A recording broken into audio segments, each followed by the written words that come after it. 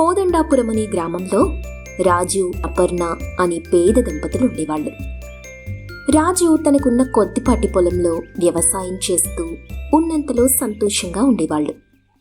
ఒకరోజు రాజు వాళ్ళ అన్నయ్య సురేష్ అతని దగ్గరికొచ్చి, తమ్ముడు, ఈసారి పంట బాగా నష్టం వచ్చిందిరా. ఆ పంట కోసం చేసిన అప్పులు తీర్చాలంటే ఈ ఇల్లు అమ్మడమే పరిష్కారం. నీ భార్య కడుపుతో ఉంది. ఇలాంటి సమయంలో నేను ఇలా ఇల్లు ఖాళీ చేయమంటం తప్పే. కానీ నాకు తప్పడం లేదు తమ్ముడు. కావాలంటే కొద్ది రోజులు మా ఇంట్లో ఉండండి, సర్దుకుందాం.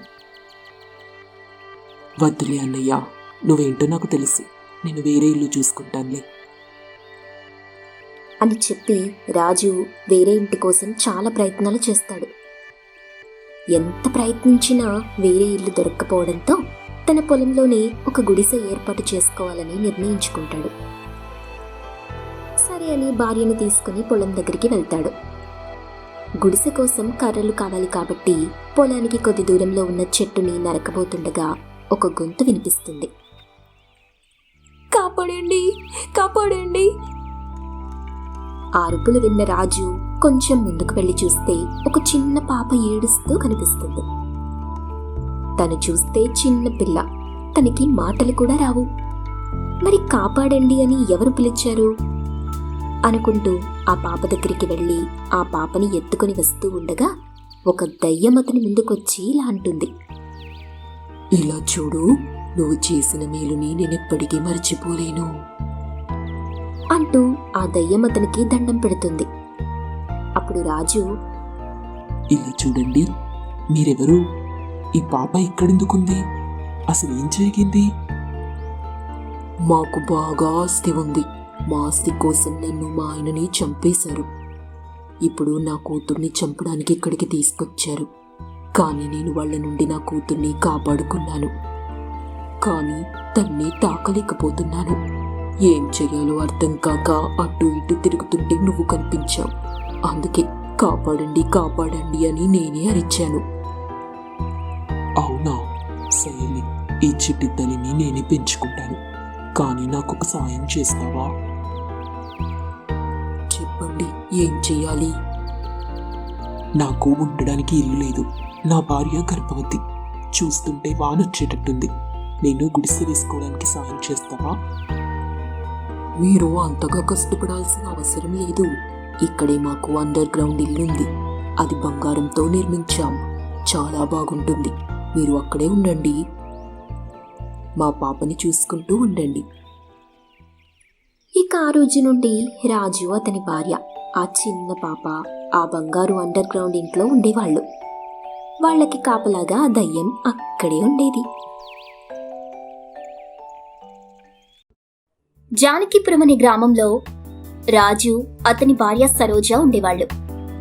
రాజు చేయని వ్యాపారం అంటూ లేదు. అతని అత్యాశ వల్ల ప్రతి వ్యాపారం దివాలా తీసేది. ఒక రోజున హుషారుగా భార్య దగ్గరికి వచ్చి ఇలా అంటాడు. ఏమో సరోజా, ఏంటో చెప్పండి, ఏమైంది? ఎన్నడూ లేనిది ఇంత హుషారుగా ఉన్నారు. అవును సరోజా, నేను ఒక కొత్త వ్యాపారం చేద్దామనుకుంటున్నాను.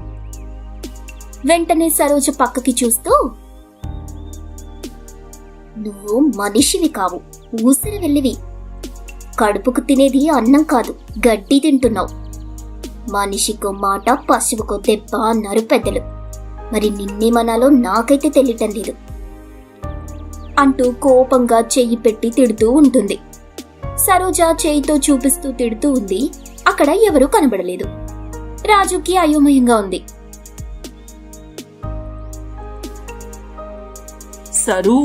సరోజా, అక్కడ ఎవరు లేరు కదా, ఎవరిని తిడుతున్నావు? ఎవరిని తిడితే మాత్రం ఎవరు ఊరుకుంటారు చెప్పండి? మీ తలకు మాసిన ఆలోచనలన్నీ పక్కన పెట్టి ఈసారికైనా నేను చెప్పింది వినండి. పాలకి మంచి డిమాండ్ ఉంది. పెద్దగా మనం కష్టపడాల్సిన అవసరం కూడా లేదు. మంచి సుడితో ఉన్న ఆవుని తీసుకుని రండి అని సరోజు చెప్పడంతో రాజు ఒకరోజు అంగడికి వెళ్లి వెతికి మంచి సుడితో ఉన్న ఆవుని కొనుక్కొని ఇంటికి తీసుకొచ్చాడు. తెచ్చిన 2 రోజులకే ఆవు లేగదుడకు జన్మనిచ్చింది. రాజు సంతోషించాడు. ఆవు మంచిగా ఉదయం సాయంత్రం పాలిస్తుంది. వాటిని అమ్ముకుంటారు, డబ్బులు పోగు చేసుకుంటారు. ఆవుని కొన్న డబ్బులు కొన్ని రోజుల్లోనే వచ్చేశాయి. దాంతో ఒకరోజు రాజు, ఈ ఆవు మనం ఏం చెయ్యకుండానే ఇన్ని పాలిస్తుందంటే ఏవైనా మందులు వాడితే ఇంకా ఎక్కువ ఇస్తుంది. వెంటనే వెళ్ళి మందు కొనుక్కురావాలి అనుకుని పశువుల దవాఖానాకి వెళ్లి పాలు ఎక్కువగా ఇవ్వడానికి మందులు, ఇంజెక్షన్ తెచ్చి ఆవుకి ఉదయం రాత్రి వేస్తుంటాడు. అలా మందులు వేయడం వల్ల ఆవు రెండింతలు ఎక్కువగా పాలిచ్చింది. అలా రోజు ఇంజెక్షన్, మందులు వేయటం వల్ల ఆవు ఆరోగ్యం రోజు రోజుకు క్షీణిస్తుంది. ఆవు బాధతో ఇలా అంటుంది, రాజు, నువ్విచ్చే సూదులు, మందుల వల్ల నా ఆరోగ్యం క్షీణిస్తోంది. నా పాలు తాగి నా బిడ్డ ఆరోగ్యము చెడిపోతుంది. ఇప్పటికైనా ఆ సూదులు, మందులు వేయడం మానే. నీకంతగా ఎక్కువ పాలు కావాలంటే ఎల్లిగడ్డలు, బెల్లం దంచిపెట్టు. నాకు బలం వస్తుంది. నీకు ఎక్కువ పాలు ఇవ్వగలుగుతాను. అవన్నీ నేను చేయలేను. అయినా వాటి వల్ల నీకు బలం వస్తుందేమో కానీ నాకెక్కువ పాలు రావు అంటూ రాజు అక్కడి నుండి వెళ్ళిపోతాడు. అప్పుడు ఆవు తన బిడ్డని దగ్గరికి తీసుకుని ముద్దాడుతూ ఏడుస్తుంది. అలా రోజులు గడిచాయి. ఆవు ఆరోగ్యం క్షీణించింది. ఇంకా ఆవుకి లేవడానికి కూడా ఓపిక లేదు. దాని బిడ్డని చూస్తూ కన్నీళ్లు పెట్టుకుంది. ఆ పక్కనే చెట్టు మీది నుండి ఆవు బాధని చూసి చలించిపోయింది ఒక దయ్యం. పాపం, ఆవు చావలేక బతకలేక బతుకుతోంది. దాని బిడ్డ ఏమైపోతుందోనని దిగులు పడుతున్నట్టుంది. ఎలాగైనా సరే నేను ఈ ఆవుకి సాయం చేసి దాని ప్రాణాలని కాపాడుతాను అంటూ దయ్యం ఆవుకి శక్తినిస్తుంది. కొద్దిసేపట్లోనే ఆవు ఆరోగ్యంగా లేచి నిలబడుతుంది. అదంతా భగవంతుని లీల అనుకుని మనస్సులోని దేవుడిని స్మరించుకుంది ఆవు. ఇంతలో రాజు అక్కడికొచ్చి ఆవుకి ఇంజెక్షన్ చేయబోయాడు. అక్కడే ఉన్న దయ్యం ఆ ఇంజెక్షన్ గాల్లోకి ఎగిరి రాజుకే గుచ్చుకునేలా చేసింది. దాంతో రాజు అమ్మా అంటూ అరుస్తాడు. దయ్యం రాజుని చిత్రహింసలు పెడుతుంది. అది తట్టుకోలేక, హే, ఎవరు నువ్వు? దాక్కుని భయపెట్టడం కాదు. దమ్ముంటే నా ముందుకురా, నీ అంతు చూస్తాను. అవునా, నా అంతు చూస్తావా? వస్తున్నా, కాసుకోరా అంటూ దయ్యం రాజు ముందుకొచ్చి నిలబడింది. దయ్యాన్ని చూసిన రాజు భయపడి, నీకు దండం పెడతా, దయ్యమక్క, నన్నేం చెయ్యకు, ప్లీజ్ అక్క. నేనేం చెయ్యకూడదంటే నువ్వు ఆవుని ప్రేమగా చూసుకో, లేకపోతే నీకిస్తాను ఇంజెక్షన్స్. అలాగే చూసుకుంటానక్క, దయ్యమక్క, నా బిడ్డలా చూసుకుంటానక్క.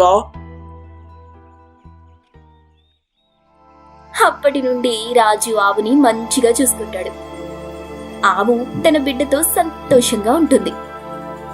దయ్యానికి కృతజ్ఞతలు చెప్పుకుంటుంది.